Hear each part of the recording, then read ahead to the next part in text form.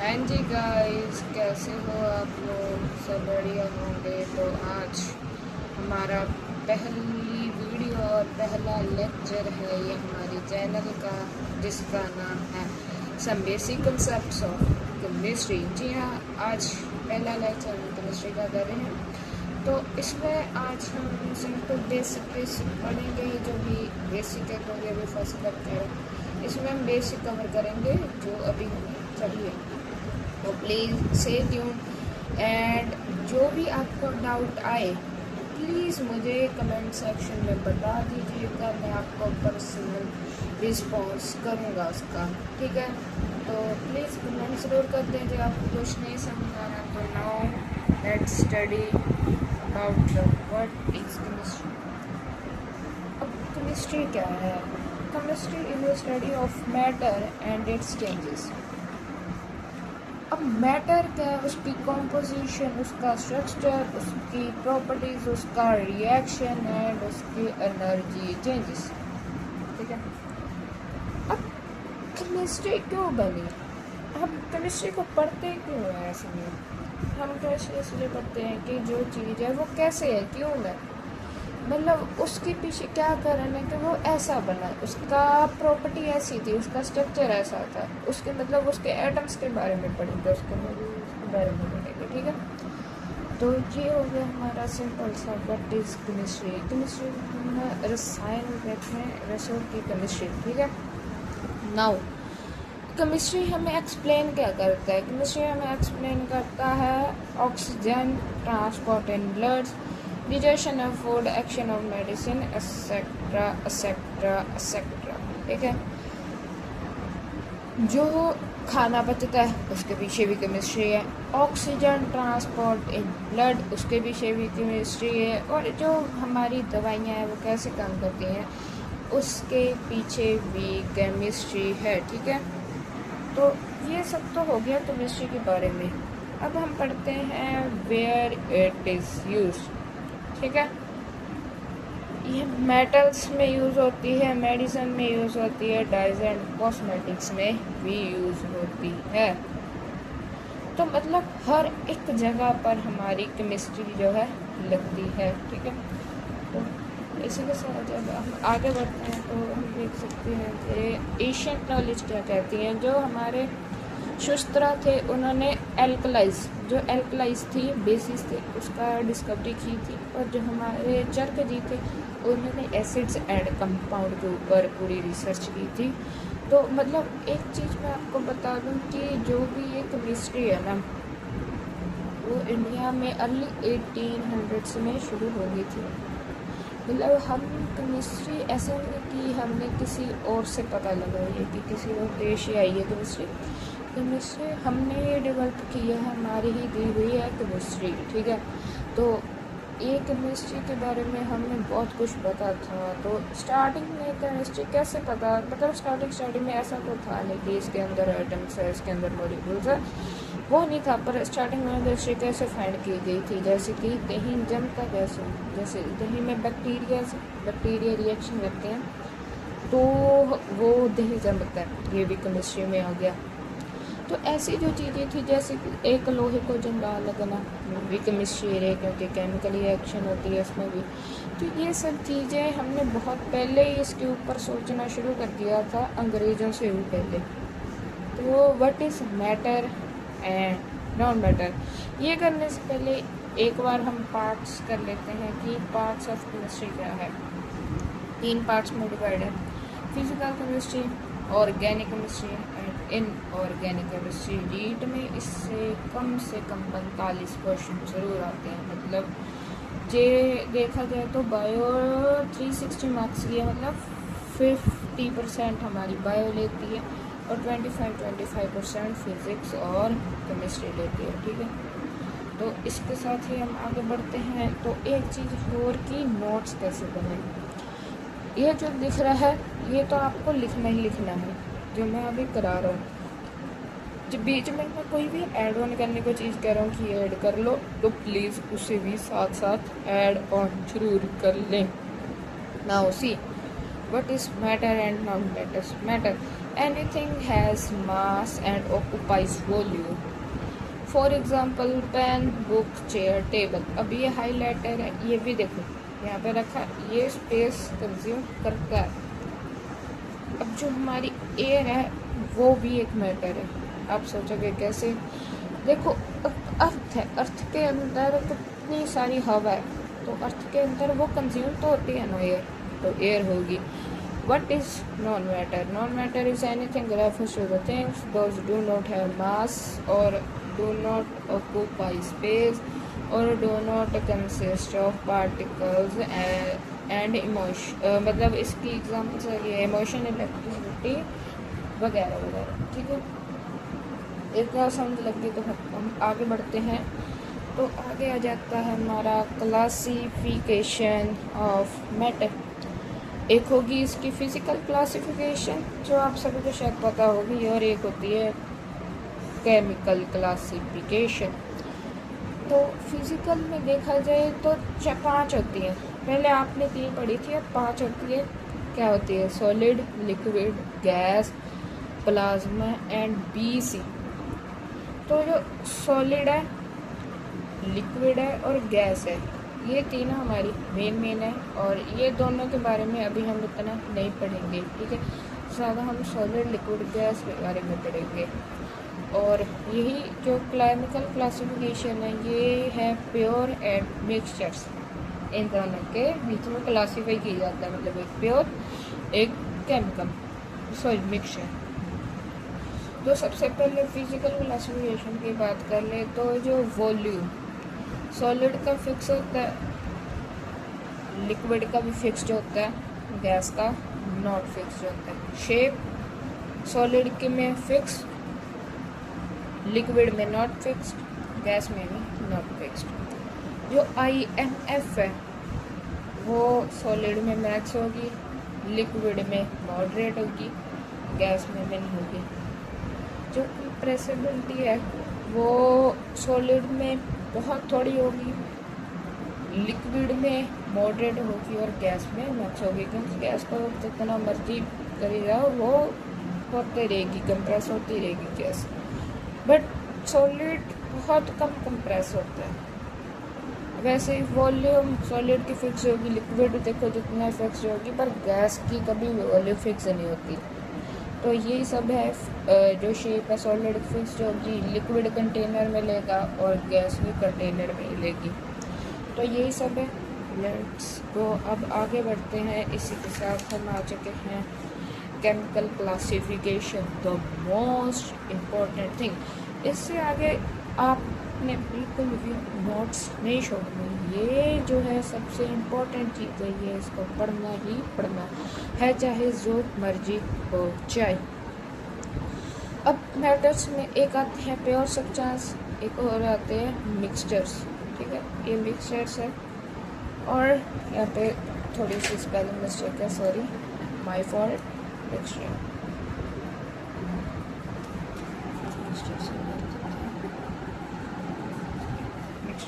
ठीक है, अब मिक्सचर्स में जो इसके मैटर्स हैं वो भी जो 2 होते हैं, मतलब मिक्सचर्स जो केमिकल है, केमिकल क्लासिफिकेशन वो 2 में बढ़ जाता है। एक है अपना प्योर सब्सटेंस, एक है अपना मिक्सचर्स। सबसे पहले प्योर सब्सटेंस में बात कर लेंगे, वो है एलिमेंट्स एंड कंपाउंड, और मिक्सचर्स में होमोजेनियस मिक्सचर और हेट्रोजेनियस मिक्सचर। ठीक है, नोट करते जाना है साथ साथ। पहले हम बात करते हैं एलिमेंट की। An element is a pure substance made up of only one type of atom. ये याद रखना, one type of atom that can not be broken down into similar substance by chemical means. मतलब जो element होते हैं वो सिर्फ एक सिंगल एटम से बने होते हैं, जिनको आप आगे तोड़ नहीं सकते, उसको सिंपलर सब्सटेंस नहीं बना सकते बाय द केमिकल मीन्स। मतलब केमिकल रिएक्शन करके कोई भी केमिकल डाला, कुछ भी डाला, उसको आगे तोड़ नहीं सकते। नहीं वैसे केमिकल से कर सकते हैं, ना इसे फिजिकली कर सकते हैं। अब कुछ गिवन की बात ले लो, जो एलिमेंट है मतलब केमिकल मेथड की सिंपल है वो नहीं होगा, मतलब वो नहीं टूटेगा, एलिमेंट जो है वो ही रहेगा। जैसे कि हीलियम, NeAr एक्सेट्रा, ये एटॉमिक फॉर्म्स हैं। अब इसमें भी है H2O2 O3P4 और अपना S8C60 मॉलिक्यूल, ये मॉलिक्यूलर फॉर्म में भी हो सकता है, क्योंकि देखो हम ऑक्सीजन को कुछ भी करके उसमें ऑक्सीजन को आग लगा दें, मतलब कुछ भी केमिकल डाले, हीलियम फुलियम कुछ भी केमिकल डाल दें, वो नहीं टूटेगा, ऑक्सीजन ऑक्सीजन ही रहेगा। ठीक है, ये तो हो गई एलिमेंट। अब कंपाउंड थोड़ा सा हो जाता है अलग। कंपाउंड्स में क्या होता है कि compound is a pure substance form when 2 और मोर डिफरेंट एलिमेंट, याद रखो 2 और more different element combine chemically in a fixed ratio. कोई भी दो एटम्स हैं, कोई फिक्स्ड रेशो में कंबाइन करेंगे, मतलब जे वो 1 है वो 2 है, वो 1:2 की रेशो ही में ही रहेंगे। ठीक है, मतलब वो फिक्स ही रहते हैं, ज़्यादा वो ऐसे नहीं होते कि वो 11 है किसी में फिर 11 अगले में जाके वो 13 हो गया, नहीं, जो वो पहले में एक था जो वही कॉम्पोनेंट फिर से बन रहा है, तो उसमें भी वो एटम की रेशो एक ही होगी। जो पहले वाले में 1:2 थी, दूसरे वाले में भी 1:2 ही होगी। अब जो एलिमेंट्स हैं वो ध्यान रखना, combine in a different fixed ratio, sorry different कह दिया, डिफाइनाइट फिक्स्ड रेशो। ठीक है, जो मैंने आपको बताया था एक ही सिंगल रेशो में होते हैं। वैसे component can be separated by physical method, ये भी फिजिकल मेथड से अलग नहीं किए जा सकते, पर ये सेपरेट हो जाते हैं केमिकल मेथड से। मतलब अब H2O है, मान लो जो H2O है, अब उसको हम ऐसे फिजिकली मतलब उसको गर्म करके तो नहीं तोड़ सकते ना हाइड्रोजन और ऑक्सीजन में, पर जी हम उसमें कोई केमिकल डाल दें, पर वो उसको हाइड्रोजन को और ऑक्सीजन को ज़रूर अलग कर सकता है। Properties of compound are different in form its element, मतलब ये बहुत है चीज़, बहुत कॉम्प्लिकेटेड चीज़ है कि properties of compound are different from its element. इससे क्या मतलब है कि जो भी प्रॉपर्टीज़ होती हैं, अब देखो जो हाइड्रोजन है वो तो आग लगा सकता है, वो हाईली फ्लेमेबल होता है, जो एक जगह पर इकट्ठा हो जाए वो आग पकड़ लेगा, पर ऐसे ही जो ऑक्सीजन है वो आग लगाने में काम आता है, कंबशन में काम आता है, पर जब ये दोनों टुगेदर होते हैं तो ये क्या बना देते हैं, पानी। मतलब कि जो चीज़ दो आग लगा रही थी वो आगे जाके आग बुझाने वाली बन गई।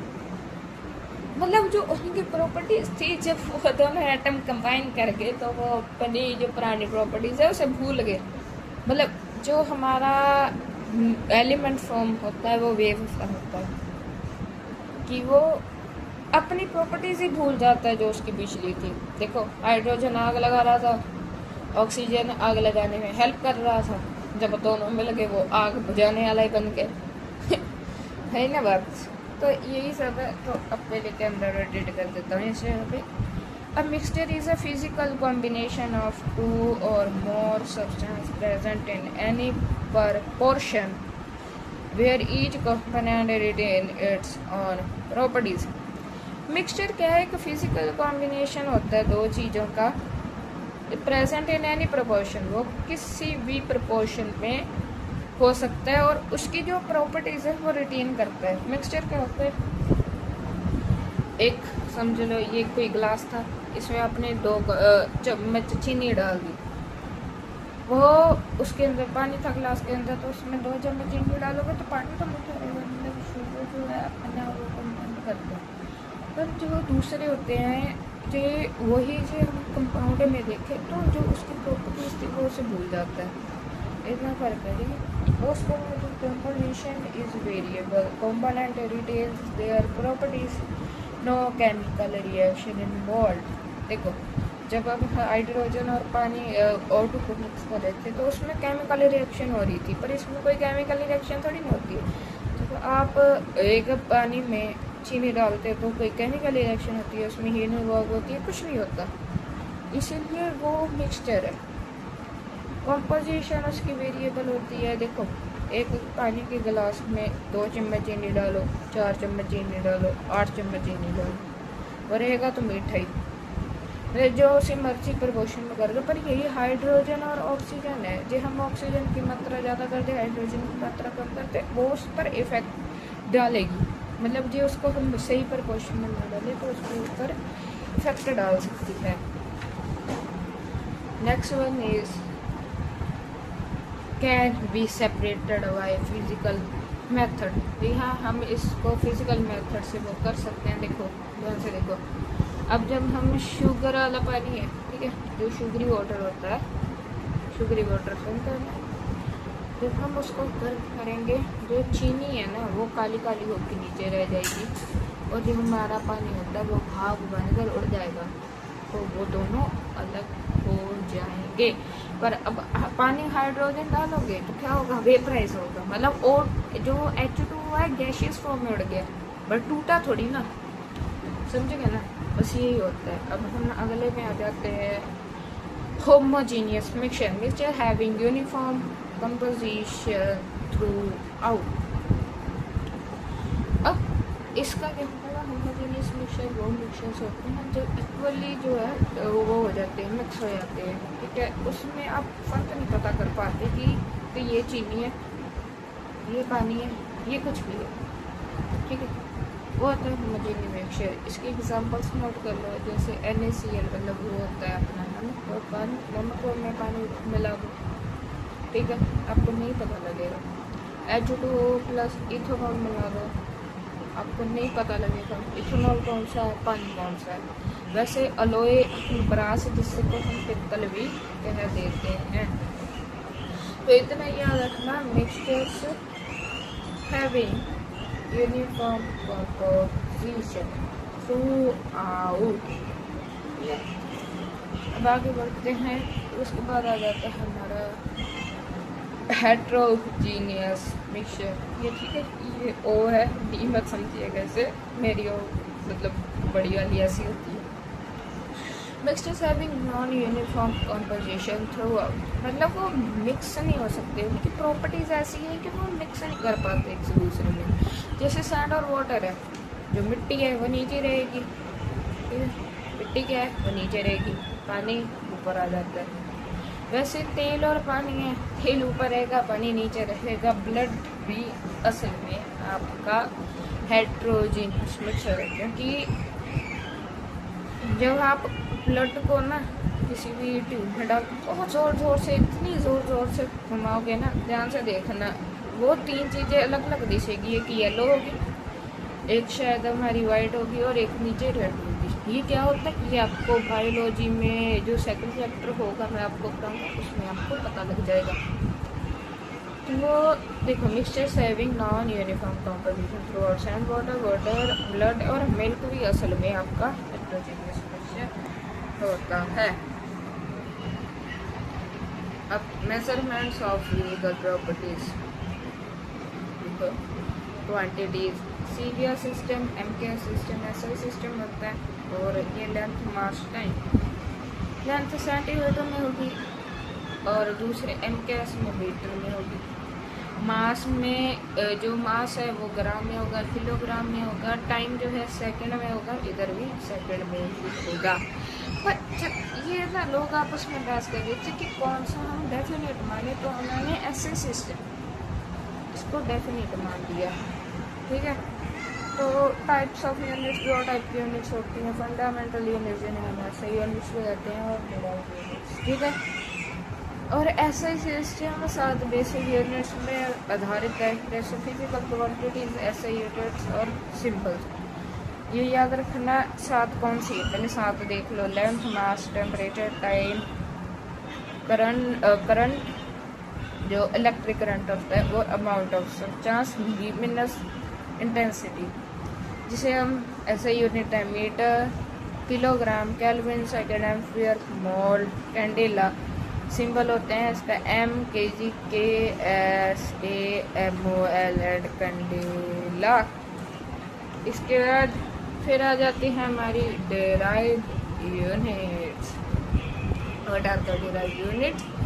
Units that are formed by combining basic units.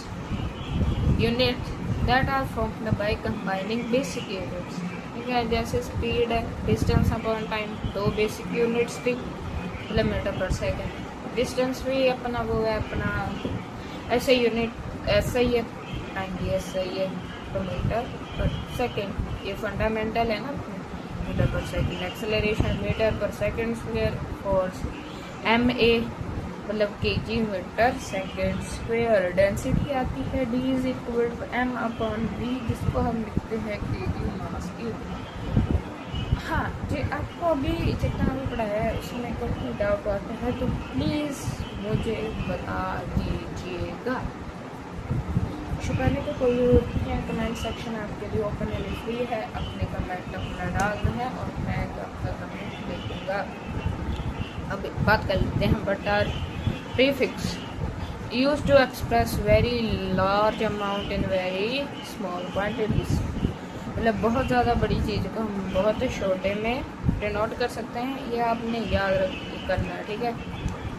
इसकी आपको अभी बना लो, उसके बाद इसको याद करना है कि डेका, हेक्टा, किलो, मेगा, टेरा क्या होता है, डेसी, सेंटी, मिली, माइक्रो, नैनो, पिक्सो क्या होता है।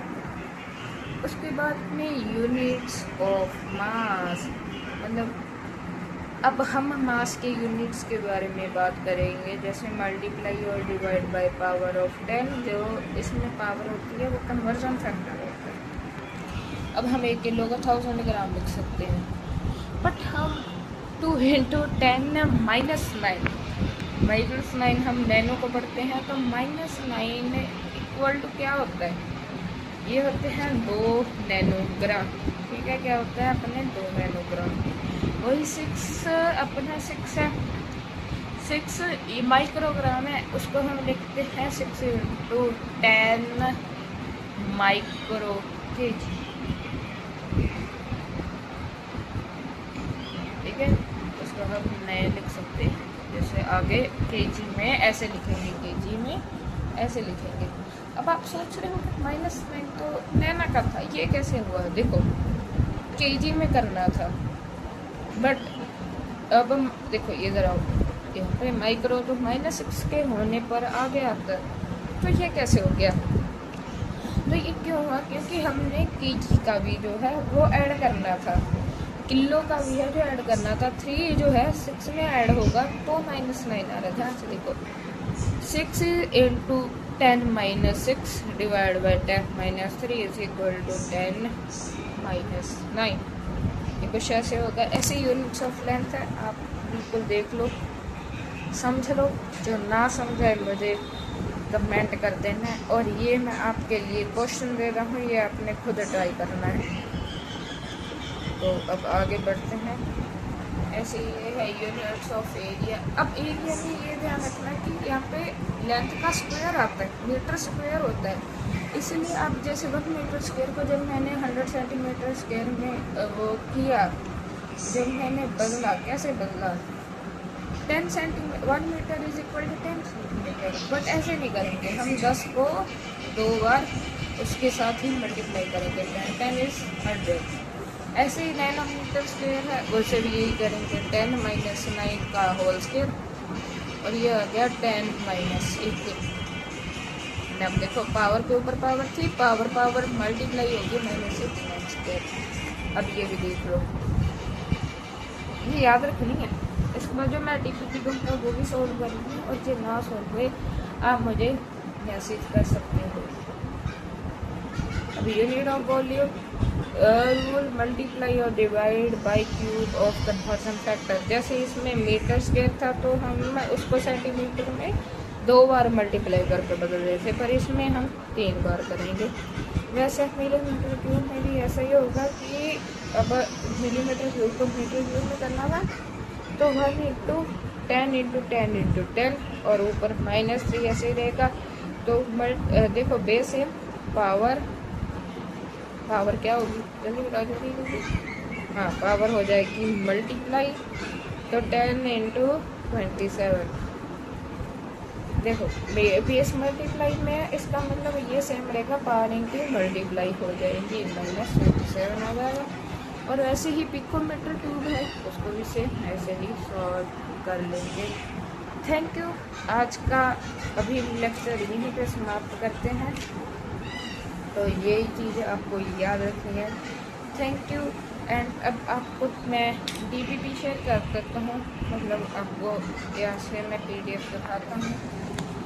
ये आपकी PDF बिल्कुल आप करनी है। आपको एक ही क्वेश्चन दूसरा है तो बिल्कुल यही क्वेश्चन है, देखते जाओ और इसको वीडियो में देखते देखते स्क्रीनशॉट खींच लेना और इसको ऐसे ही सॉल्व करना है। देखो क्लियर कर देता हूँ,